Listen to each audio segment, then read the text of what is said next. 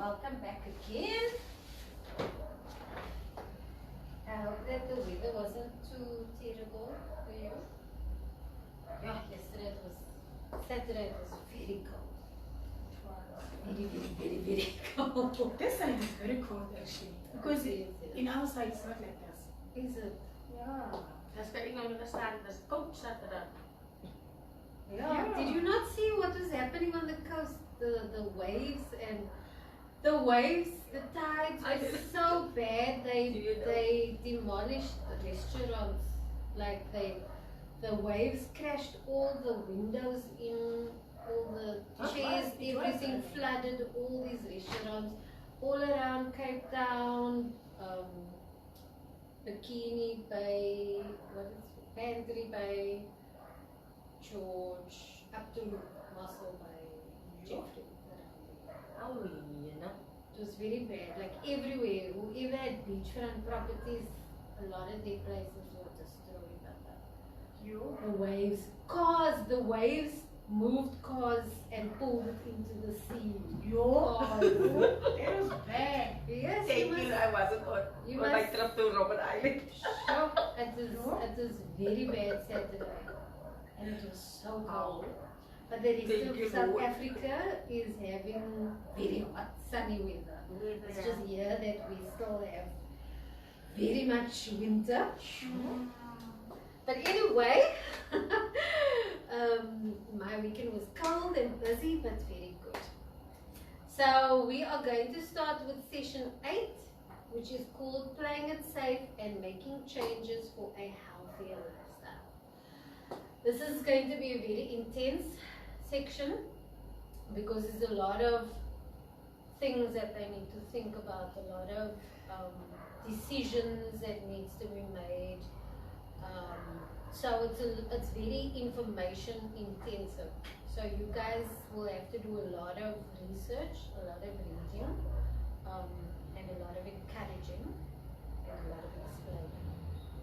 Okay. So we have activity 22, 23, 24, and 25. 22 is effects and consequences of risky behavior. 23, decisions and taking responsibility. 24, whose responsibility is it? 25, can you see? 25, resistance to condoms. So while risky behavior can make participants vulnerable to HIV transmission, we can all play it safe by making informed sexual choices. Informed sexual choices help us to have a healthier lifestyle. So you need to make them understand that everything about sex is risky because you can fall pregnant. No matter how much contraception you use or whatever, there's always a risk. So that is why it is risky, period. So instead of telling them, oh, don't do it and whatever, blah, blah, blah, try to guide them to make positive choices around sex. Informed choices, responsible choices. Because like there's always the chance of pregnancy, there's also the chance of HIV. So that is always a main risk. HIV and pregnancy. And they need to always keep that in their minds. And the choices that they make must always be informed around that. So you need to drill that into them. It's not just about good times and sex and whatever. There are serious consequences, and we need to understand that. Okay, so this is for you. Safe sex versus safer sex. You must remember that there is no such thing as completely safe sex. We can only make choices to have safer sex, which is what I just explained now. So try and do the safer option of whatever it is that you're going to do. You can never be too safe unless you just don't do it. But the thing is, there's always that risk. So try to make a safer choice and do it in a safer way, or the safest way that you possibly can. So the term safer sex more accurately reflects the idea that choices can be made and behaviors adopted to reduce or minimize the risk of new infections and transmission. So this is the concept you need to drive home, is that they need to try to make safer sex choices to reduce the risk of HIV infections and pregnancy. This is the main thing. Safer sex strategies include postponing sexual debut, which is having sex for the first time or whatever, non-penetrative sex, correct and consistent use of male or female condoms, and reducing the number of sexual partners. So these are safer sex options that they can use. Postponing, try, because they are still children, try and make them understand they need to try that one more, you know, because along with sex comes a lot of emotional baggage, and so some of them are not ready for that emotionally. And then non-penetrative sex, which is, you know, your oral sex and all of that stuff, where there isn't actual penetration, but it's foreplay and everything else before that. Where they can still get pleasure if they want. Obviously, it's not sex itself, but tell them, you know, rather try that, or nothing at all, or, you know, minimize your partners, or use condoms. But they'll never really be safe. But try to be safer. Okay, so you need to install that in them, make wise decisions. So the expected outcome is, by the end of the session, participants should understand the consequences of HIV acquisition and unplanned teenage pregnancy, and the importance of making healthy lifestyle choices.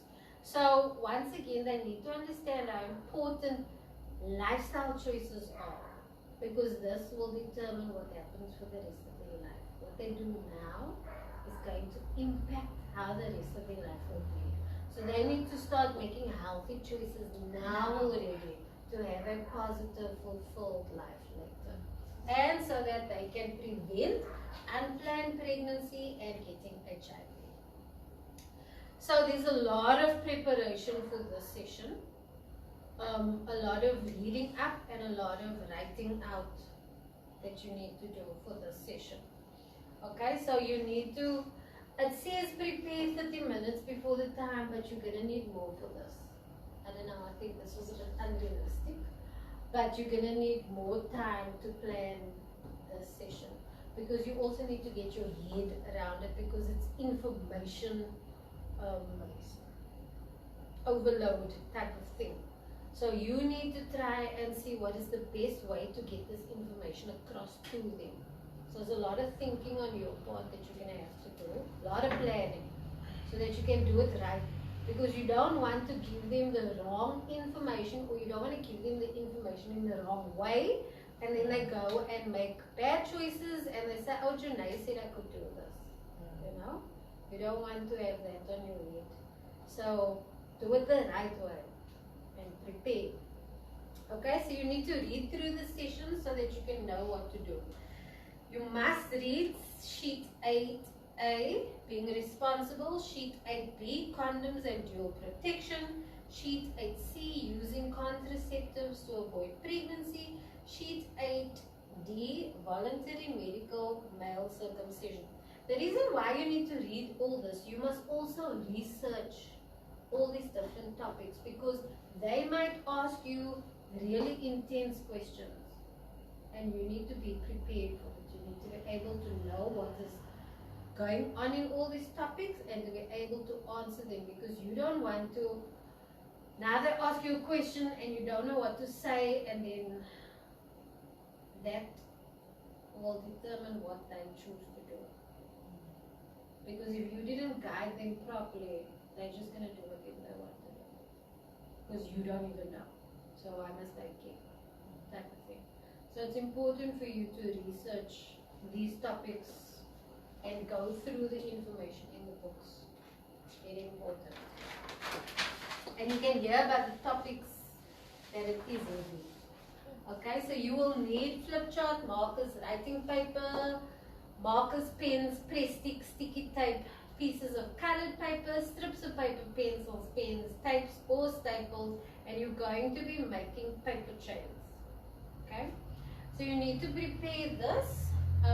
Sheets of paper for each participant with 7 statements on responsibility and decision. I am a very responsible person. If a person gets HIV, that's his or her own fault. I mess up sometimes, but that doesn't mean I'm a responsible person.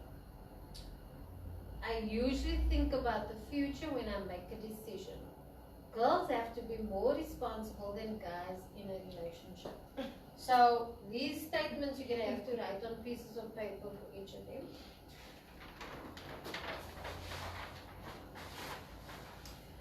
If a girl falls pregnant, it's her own fault. I always say sorry when I hurt someone. So now you need to prepare the strips of paper to make the paper chain, and you have to make sure that you have enough staples or tape or whatever you're going to stick it with. So you know chains must you link the strips of paper.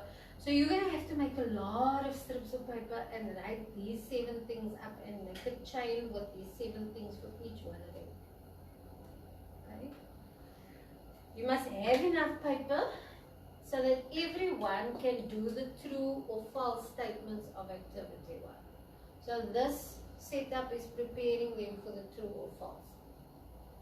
So the methodology will be brainstorming, discussion and group work. Again, read your facilitator's notes, which will be ways of making risky behavior seem okay. So in your facilitator's notes, it will also help you to understand how children or people can make risky behavior seem okay, in that, like, there's different ways that they can say, oh, it's okay. They can not reason it out, but sort of justify what they're doing for whatever reason. But you need to try and combat that, because you need to try and make them see it's not okay to make it seem okay because of the risk involved with it. They can't run away from the risk. They have to acknowledge it and admit that it is there and prepare for it by making proper choices.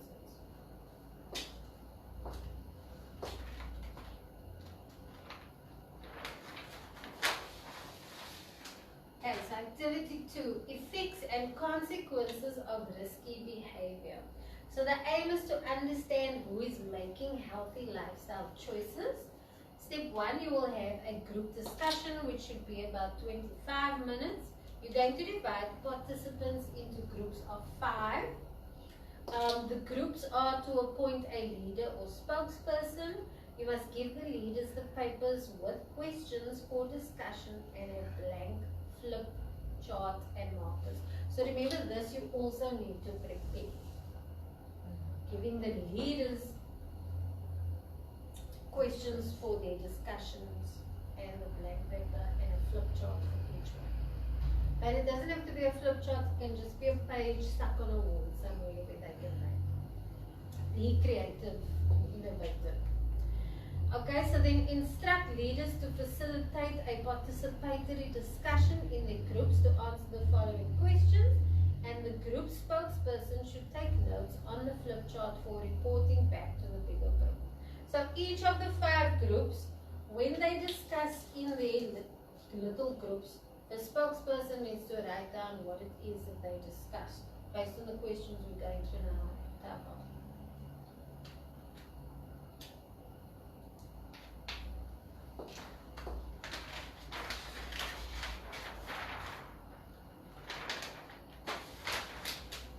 What are the effects and consequences of HIV for the person who is HIV positive, the family of a person who is HIV positive, the community, and South Africa as a nation? So this on itself, by itself, is a lot.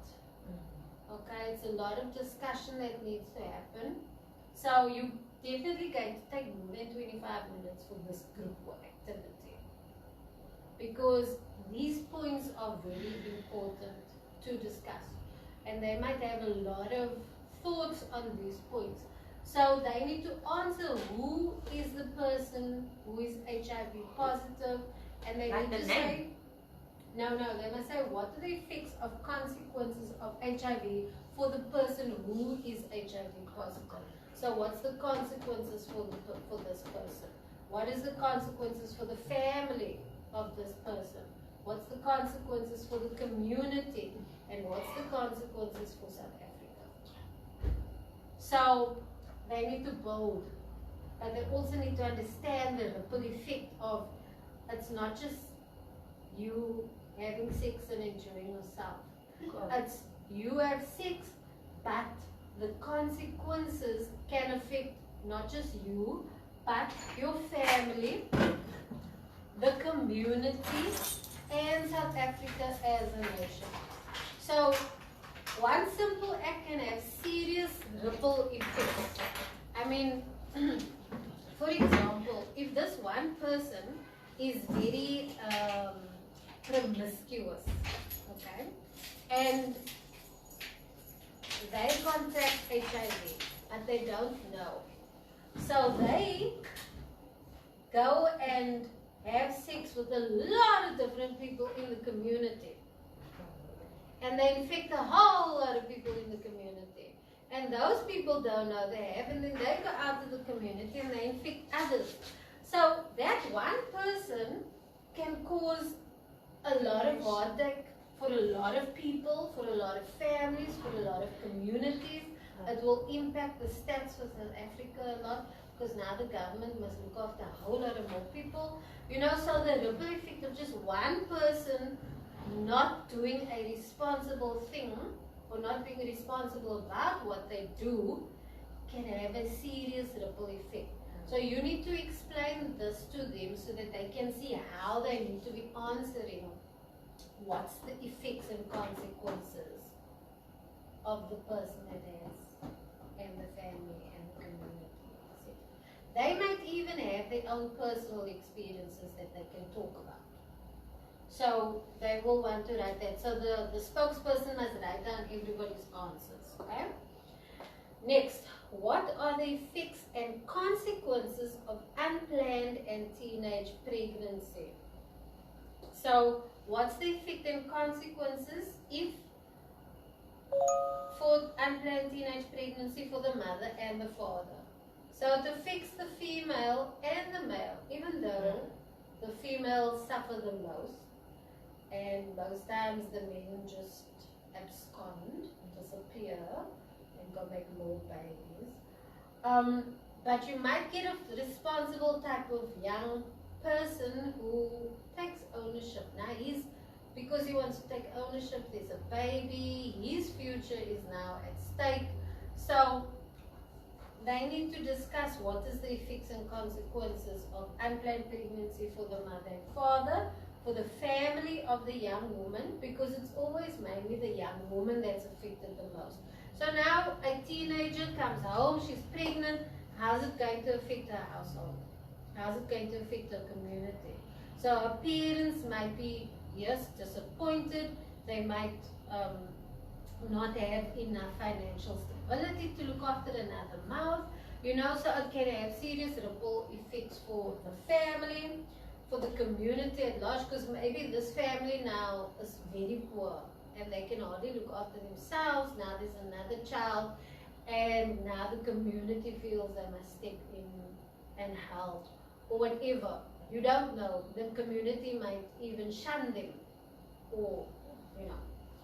So they need to discuss what these effects and consequences are, and then obviously for South Africa as a nation. So ultimately, what does it lead to? Then again, you need to check your facilitators' notes. You need to check the discussion and add positive feedback. And in the facilitators' notes, it will give you guides of what to say and how to say it, and how you need to steer the the conversations. So you as the facilitator needs to go around to all 5 groups and you need to hear what they are saying, you need to hear how the conversation is going. If it's going south, then you need to help bring it back. You need to try and keep them focused on the task at hand and what it is they need to do. You need to give them hints, you need to give them motivation, you need to guide them in what they are saying and how they are saying it. So it's very important for you to really facilitate those group discussions.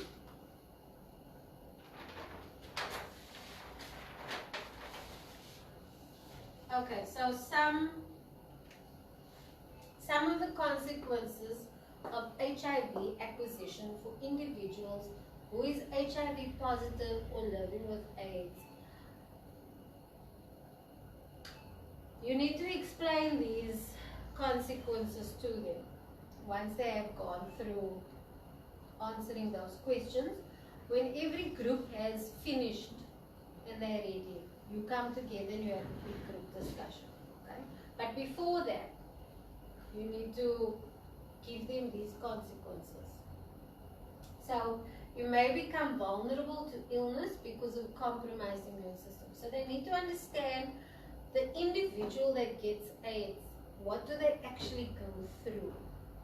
What is the physical process that they go through? What is the mental process that they go through? Because if they want to sleep around or whatever, the risk is that they might become HIV even at a young age, positive, even at a young age. So they need to understand what is going to happen to them if they become HIV positive. These things are very real. Do they really want? Because in order to make a good choice in preventing HIV, they need to understand what are the repercussions and effects of HIV itself on them personally if they were to get it. So they will have a compromised immune system. And what does that mean? That means, because basically HIV is when you can't, your white blood cells, they don't work. They die off, they kill off. So you have, and your white blood cells are what is the fighters in your body. So if you don't have your army that fights anymore, whatever illness comes, you're going to get sick. Whatever problems happen in your body, you're just going to succumb to it or whatever, because you have nothing in your body to fight the infection, to fight, whatever. So even a common cold can make them really sick because they don't have that immune system like we do to naturally fight off anything. And so the more stuff they are exposed to, the worse is for them. So number one, immune system is compromised, which is a very big thing, which will speak to how their life will be, basically. Anxiety and depression. Some may even become suicidal because it basically kind of is like a death threat. They're going to a death sentence, they're going to die because that's what HIV does. They can live a longer life if they really look after themselves, but it's inevitable. So a lot of people become depressed also because of the stigma attached to it. They feel anxiety around people, they feel depressed, and because people don't know the truth about it. So sometimes they feel, some people are ignorant and they think, okay, I can catch it from you, or stupid stuff like that. Stuff like drinking out of the same glass. Yes, drinking from the same glass or whatever. So now people tend to ostracize people who have HIV. And the person who has HIV is the most affected, because imagine everybody starts shunning you and treating you like you have leprosy, which you kind of actually do in a nutshell. Some of them might become suicidal, fear of the future, and giving up on some personal goals, because now they have this cloud of death, hanging over them, because you also have to look at the realities of what it actually means if you don't look after your health. Their future is not what they had planned, especially if they did have big dreams and high hopes and they wanted to become something great. But now because of this, they can't. And so what is their future like now? They have to give up a lot of what they actually hoped for and wanted, which also can then add to the depression and anxiety. They might affect relationships because of the stigma. So, I mean, imagine you are in a relationship and you tell your partner you are HIV positive. How's that person going to treat you? How's your family going to treat you? How's your friends going to treat you? They're definitely going, if they are not emotionally intelligent, they are going to treat you with disdain, terribly. It just is what it is. I mean, you can say what you want, but that's just how people are. That's just the mentality that people have. So it will affect a lot of relationships because of the stigma.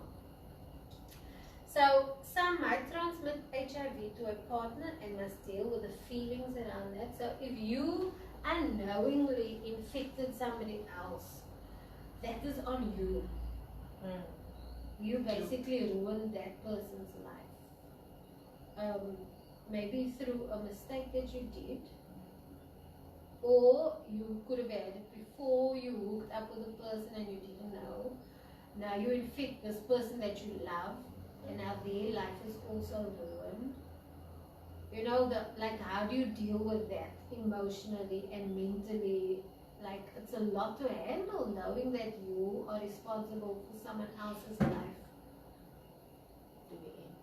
Having a death threat over the head, having this type of stigma on them, you know, it's terrible if you are not equipped to handle it. So that again can lead to anxiety and depression. If a mother is HIV positive, there is a risk of her infecting the baby through mother-to-child transmission. So the poor innocent baby could also be born with HIV. Do you want that for your child? What kind of life is that child going to have? You know, so these are all things that they need to consider and think about before they have sex randomly, or, you know. Might need to take ARVs, might experience side effects that affect ability to live a normal life. Many people say that ARVs make them sick. So ARVs basically help you fight, not fight HIV, but it helps you live longer. So it sort of acts as your defense mechanism, because you don't have that defense mechanism anymore. So it helps you fight it, but it also has side effects. So for some people it makes them very nauseous, makes them feel terrible, weak, sick. Is that the type of life that you want to live, where you constantly are feeling sick? You're constantly worried about, am I going to get sick and die from a cold or something like that? Like the ARVs they make today is better than before. That is what the clients, most of them say. Is it? It helped them a lot to eat better and not that nauseous and that ARVs before was terrible. But then the system, it goes for them. Unfortunately, some places, especially in rural areas, still get the old stuff. So it might not affect them in a great way. And also, everybody is different. So what works for me might not work for you, or I might feel fine and my body can cope with it, but for you it might make you nauseous, depending also on the stage that you are in with the HIV. You know, you could still be strong and healthy. That person could be far down the line and their constitution is really not good anymore. So it could make them feel sickly or whatever. So different things affect different people in a different way. So majority it could be great, but for you could just be the one person that it fixed badly. You know, this negative effects from it. So now you don't know that you're gonna be that person, and then suddenly you are. And then you regret the decisions and the choices and that one moment of pleasure, literally for a lifetime of pain. Was it worth it? Is that how you want to live? They can't even train dogs. Imagine. You know, when I was younger, I worked as a hostess for this one restaurant. And this lady came. So now some people just come and they place the order and they wait, and then so you need to must now manage. She had sores all over her mouth, like in her nose, in her mouth, on her tongue, on her lips, which is must now one of those effects of AIDS and whatever. And she could hardly talk, but she needed to eat, you know. And the smell from it, it was terrible. And I was looking at her and I'm thinking, and she's so embarrassed because she must not be around people, and everybody's looking at her, and the smell is coming from this pussy, pimple stuff that's everywhere. But this was before Mr. Delivery and all of that stuff. So she had to now come and buy for herself. And I mean, maybe she lives alone now because nobody wants to live with her or anything because of the stigma and whatever. And she was young, man. And you can see she's like suckling to talk, and you think, now how's she gonna eat? You know, because you can see it's in her mouth, man, and on her tongue and everything was now when she's talking. I felt, at first I was grossed out, but afterwards I felt so sorry for her. I was like, yo, what kind of life is this, man? You know, because now she can't even eat, but she needs to eat to stay alive, to stay healthy, but she can't because of all these effects of like side effects of AIDS and all of that stuff. So it was really terrible, and people don't realize this is the kind of life that you might have to live if you contract it. So is it worth it to just sleep around or whatever? So these are the types of things you need to explain to them. Give them stories, give them scenarios, make them see and understand it's not just about the pleasure. The consequences are very real. The consequences on their life is very real. Do they want to open themselves up to that type of consequence? Because it could happen to them. You know? They might feel weaker and not able to participate in sport or other normal work activities. They might not be able to work again. They might not be able to live a normal life because they don't have the energy. So yes, the ARVs might help them be healthier, but that doesn't mean they have the strength to do things that normal people do. So how are they going to make a living? How? What if their family and friends leave them because of the stigma? Now they're all alone. How are they going to survive if they're feeling weak? If the ARVs is making them sick? So these are all things they seriously need to contemplate, because it's not as simple as just having fun and sex and enjoying. Condomize. But always encourage the younger youth to go with your partner if you want to do that thing. To taste together. Because I know in my relationship, taste every 3 months. And then we go to a private doctor, taste. And then we feel good. There we go. Negative there. Feel happy. Carry on.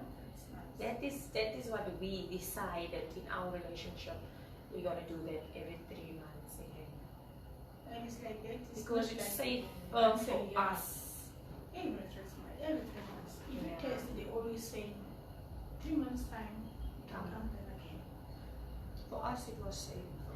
For me also, because I don't know if you go to Anna next door or go that way and your jaw. Oh, that's opening up a whole can of worms. So yeah, I was like that based on the job that you was doing.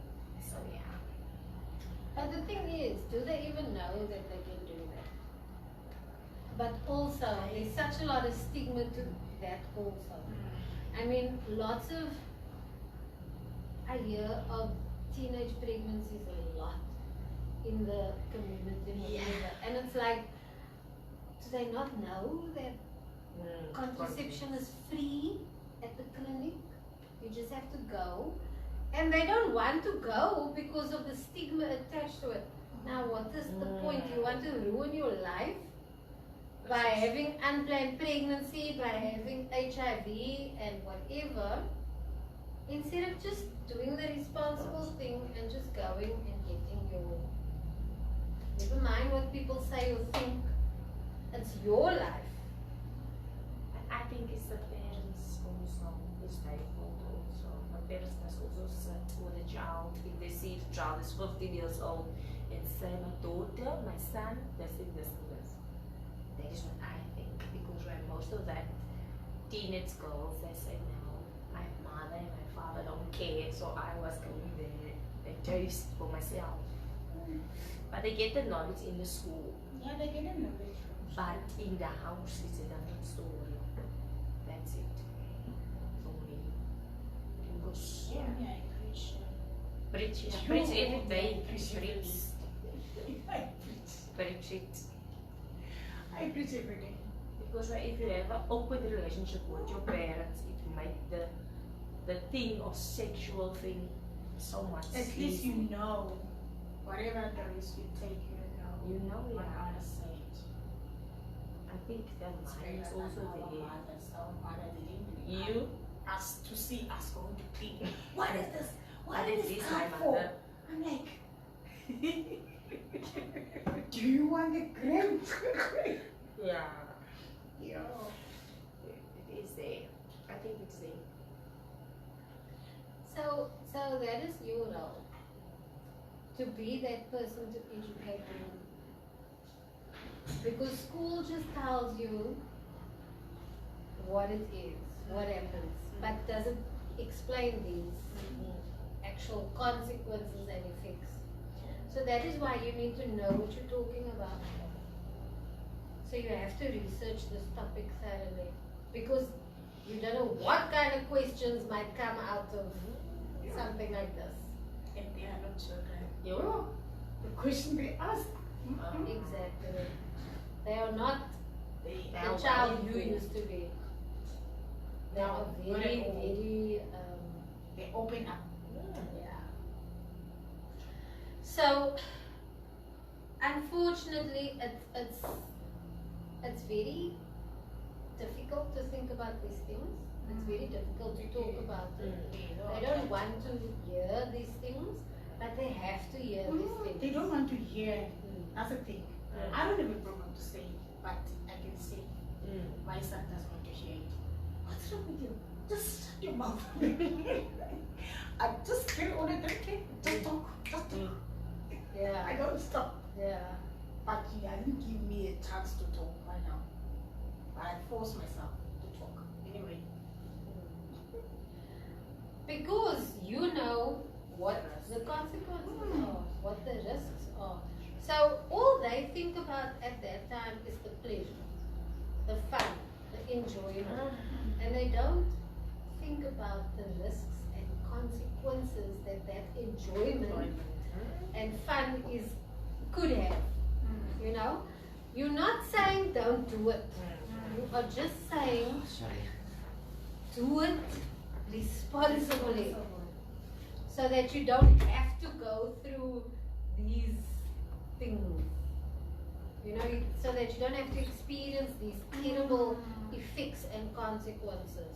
Try and do not safe but safer. Yeah. Okay?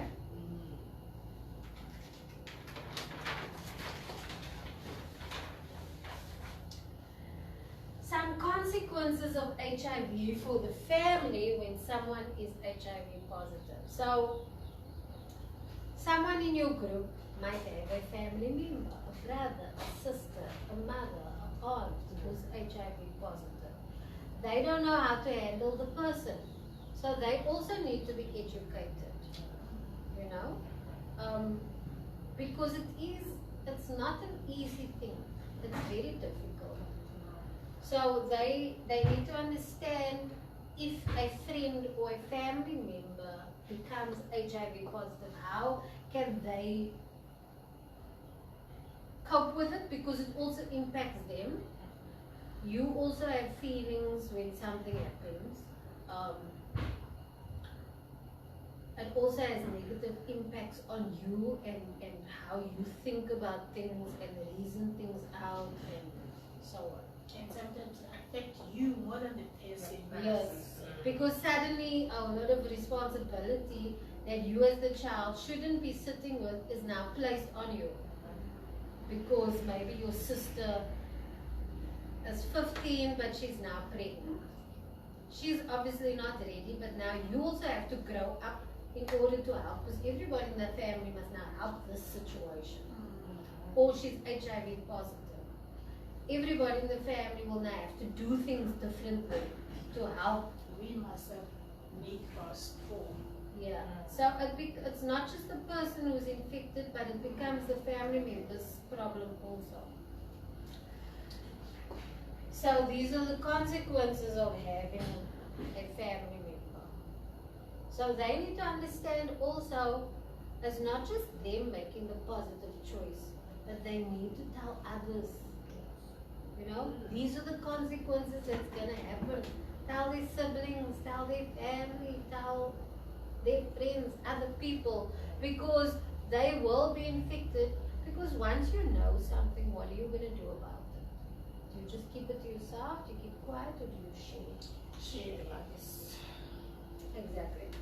So, loss of family income if the HIV positive person is the breadwinner and gets too sick to work. So here it becomes real. If a big household only had one breadwinner and that person becomes HIV positive and it affects them really badly, like they are weak, they are nauseous, they just, it's attacking them, like their body is not strong enough, the medication is having negative effects on them, so they can't work anymore. How does it impact that family? Because now, who's going to bring in the money? How are they going to survive? Like, what do they do now? Because now it's almost like a death sentence for everybody. Because now there's no money coming in. The burden of caring for a chronically ill family member for prolonged periods. So again, you now have to help this person who's now sick. They can't help themselves. Now you must step in, sacrifice your life, your time, the things you wanted to do, the goals that you had. You must now put it all aside, because you must now help this person, because there's nobody else to help this person because they're chronically ill. So now it affects your future in such a negative, terrible way. Family disputes due to accusations for witchcraft.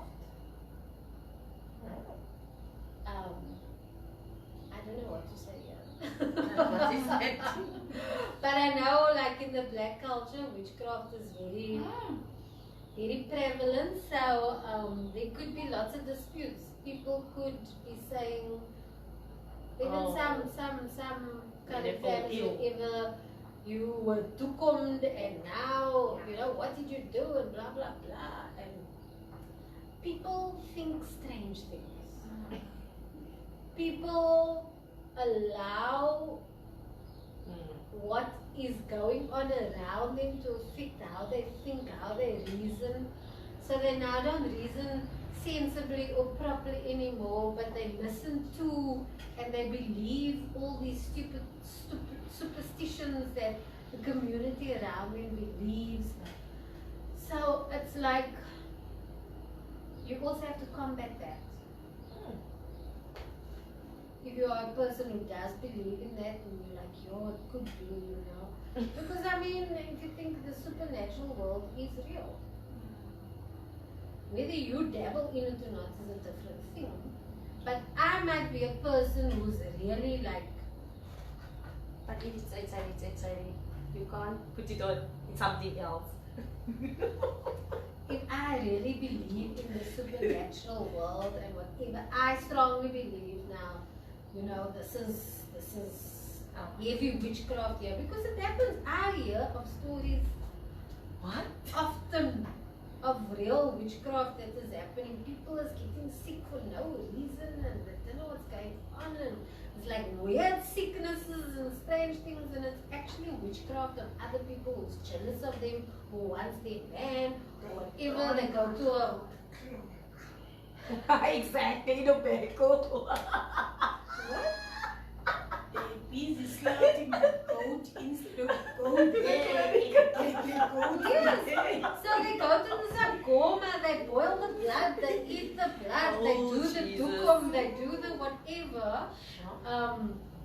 Ancestors, they speak to the ancestors and all these things. So yeah, so like my auntie, she's a teacher, and a lot of these children come from the townships, and they tell her these stories. Like some of them is a priestess in the family. They have to go through rituals and things like that, and it's real. Like in other communities, in other people's lives, it's real. These things are real.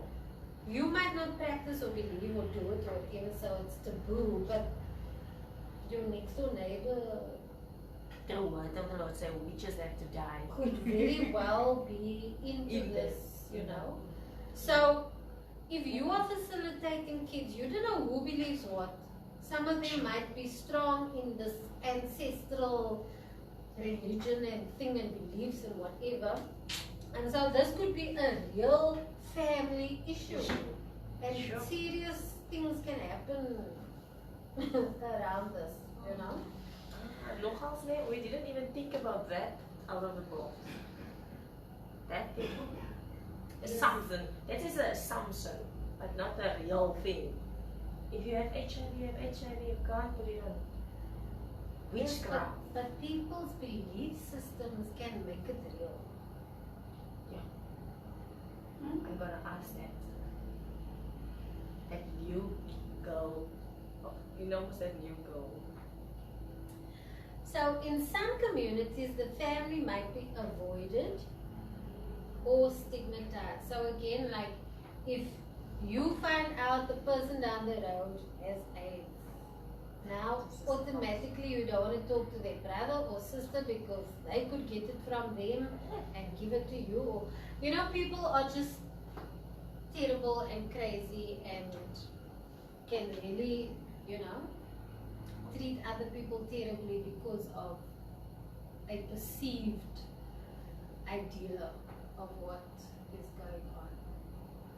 So now here's the child is all innocent because their brother now has HIV, and suddenly that child is ostracized by the whole community, and now that child has no future, no nothing. That child might become depressed, suicidal, all kinds of things because of their brother, and you know, so these things are real. You could have a child in your group that is ostracized or in this very situation where they are ostracized by the community because they have a family member that's HIV.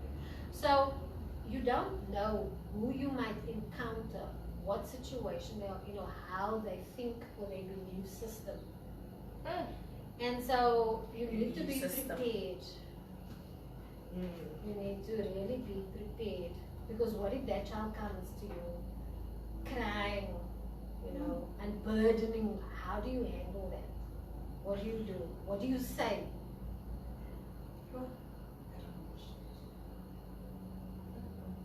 And you can't also just be on the spot and taken aback and you don't know what to do or say because this child is in need.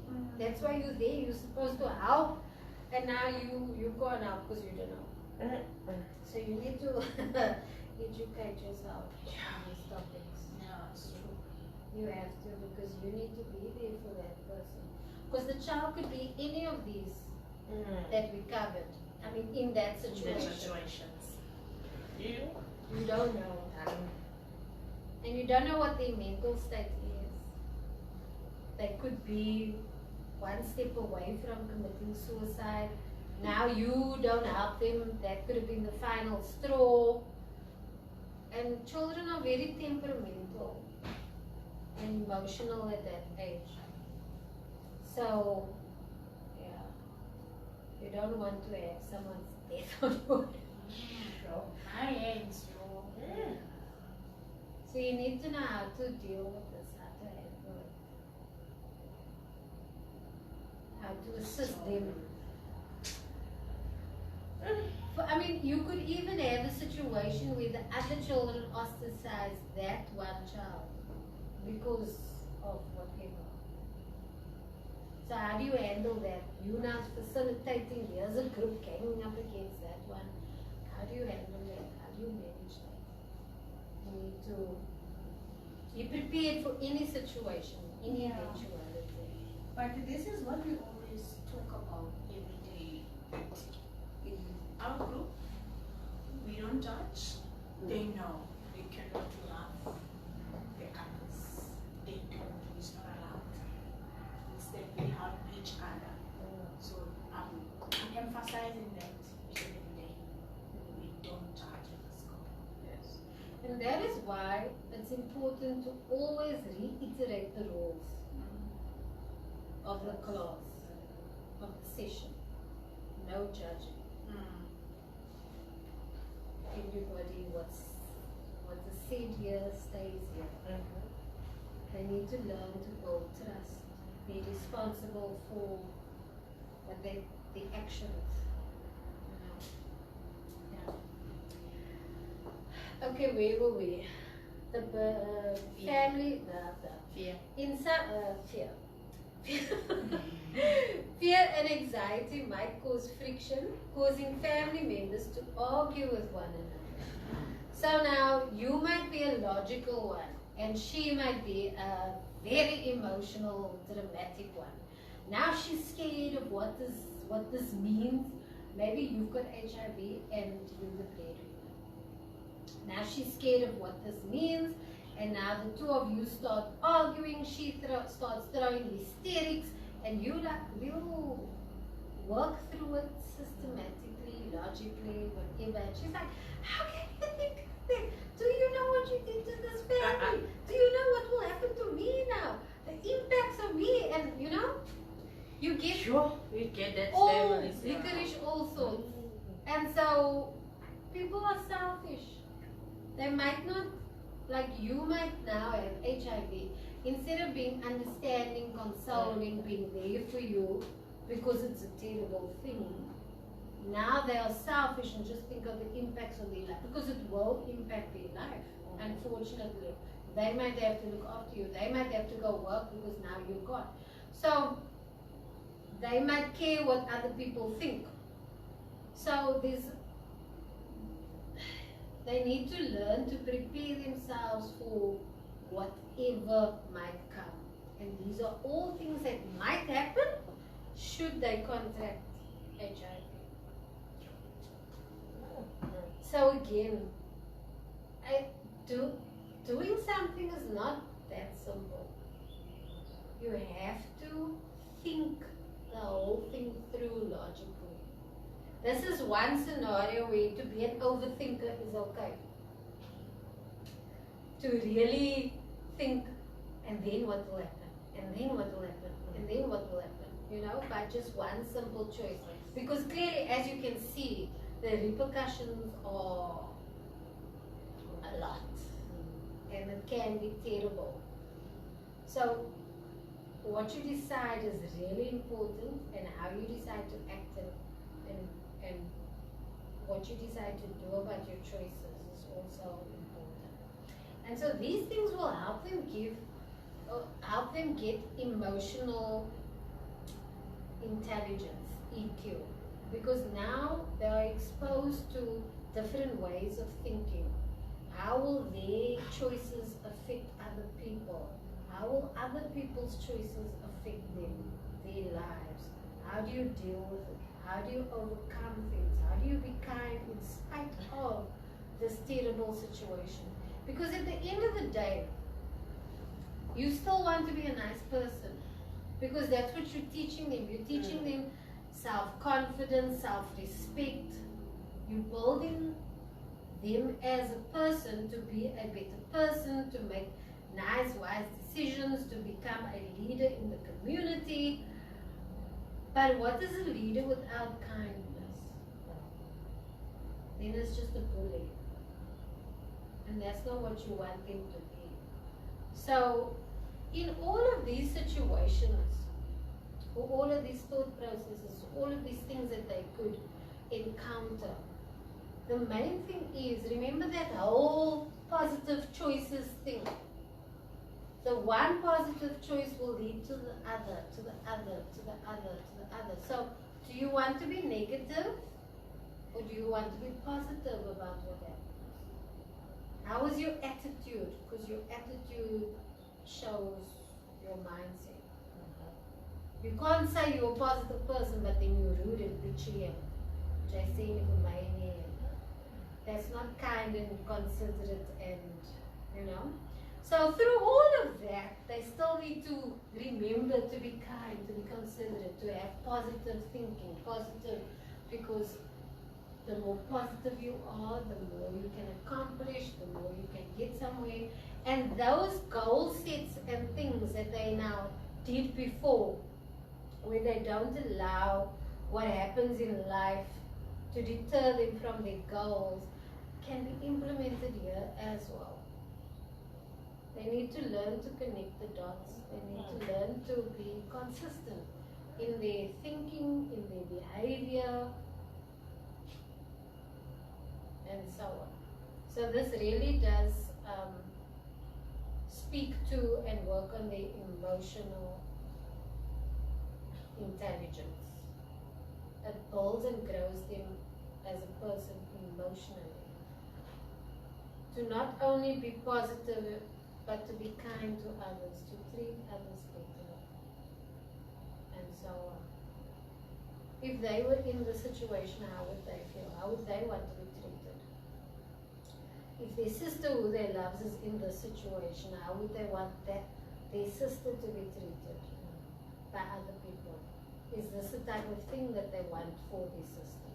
Is this the type of thing that they want for them? If they have a family member going through this, how would they want the community to be reacting to their family member? So, how you respond and react to situations shows other people your character. It rubs off on other people. So you, by reacting and being kind in a negative situation, could have a positive impact on the next person. So what you do could actually change how the community responds or reacts, or the next person, and the next person can influence the next person. You don't know what that ripple effect can do. So they need to understand these are consequences, but at the end of the day, how am I mentally working through it? Yes, it's a choice that I need to make, and I need to make the right choice, or I need to make the responsible choice, but it's still also character building, in spite of the choice itself. So yes, it's a lot, but if they start now, they can become really great. But they need to understand everything involved in negative choices, because this will be the result of a negative choice. There's no pussyfooting around it, basically. It is what it is. You took the risk, you took the wrong risk, you knew it was a risk, and these are the consequences of what's going to happen. It's going to happen. Or you might be lucky if it doesn't happen, but that is the consequences of the risk that you're taking. So it's 50-50. And when it comes, can you handle it? Do you know everything involved? So it's not easy, it's not cut and dry. It's quite intense. Okay, so where were we? It can break up marriages due to accusations of who transmitted HIV to who. That is That's also a lot. another serious thing, because That's a lot.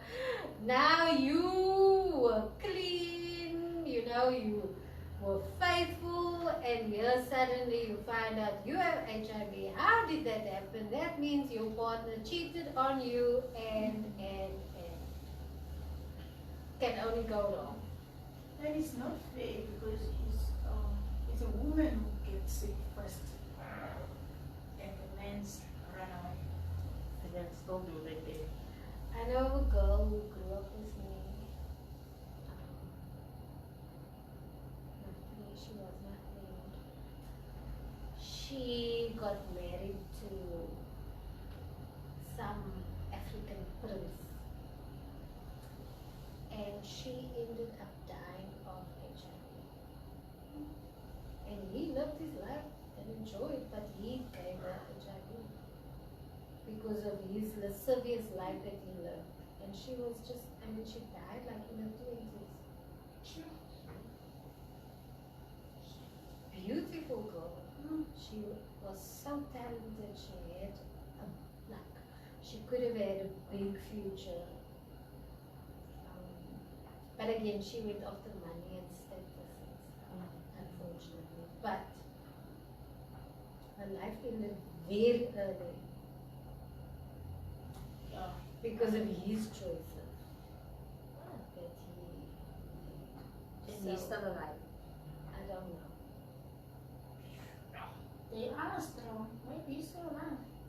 Maybe. But yeah, she died of AIDS. It was a very sad story. Actually saw her mother last week. Anyway, households in which an adult had died from AIDS are 4 times more likely to disband and fall apart than those in which no deaths occurred, and children are often sent to relatives. So again, it can completely break up the household. The children are innocent. One of the parents might get sick and die, but the repercussions for the children, they will be orphans, they will have to go into the system or sent to relatives. The family can completely fall apart because of your one indiscretion, you might call it, but now look at the repercussions for the rest of your life and their lives. Their lives are ruined now. Once you're in the system, it's like not much hope, but you can still have hope. But I mean, it's not a pleasant thing. And even if the children have to be sent to families, there's some family members that will treat them like dirt. Because Minds they mild tight because of this, you know. Exactly. Make them little slaves. And, you know, people are strange.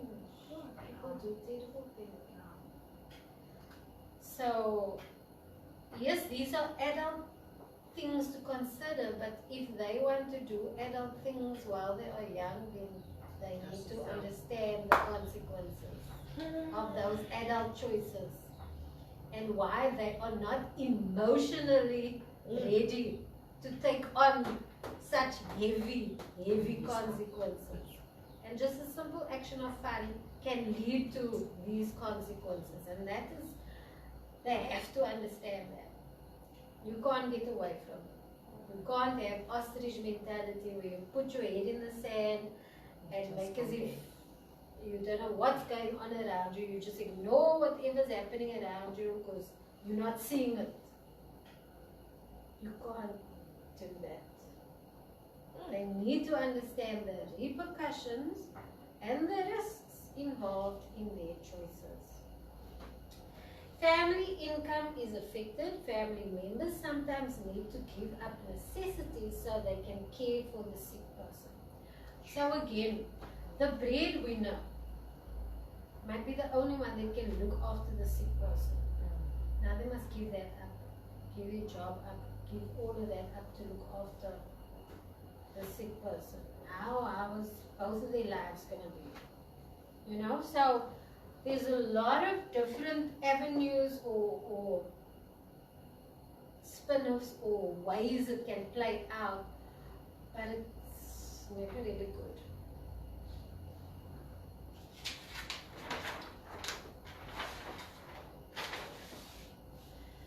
It is estimated that HIV-related care can use 1/3 of a household's monthly income on average.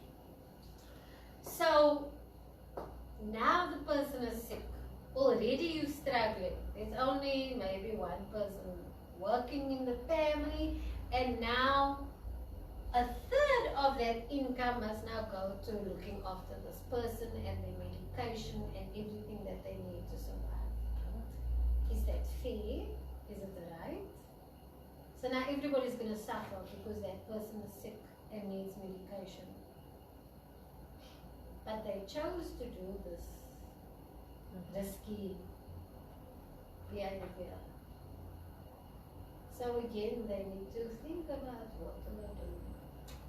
When families take on debt to pay for medical treatment, precious assets such as livestock and land is sold. As debt increases, the chance for the family to recover and rebuild diminishes. That is also another thing. The family might not have money, so now they put themselves in debt, and now they can't pay the debt. And now what happens to them? They might even end up losing their home, or, you know, and then where do they go? What do they do? Some consequences of HIV for community. A community in which many people are sick is not vibrant and active. More community members needing care puts a strain on carers, energies and resources. HIV stigma may increase. A community in which many people are sick and unable to work will become poorer and poorer. Accusations of witchcraft will be rife. So, in the community, this is very true. These things can really happen.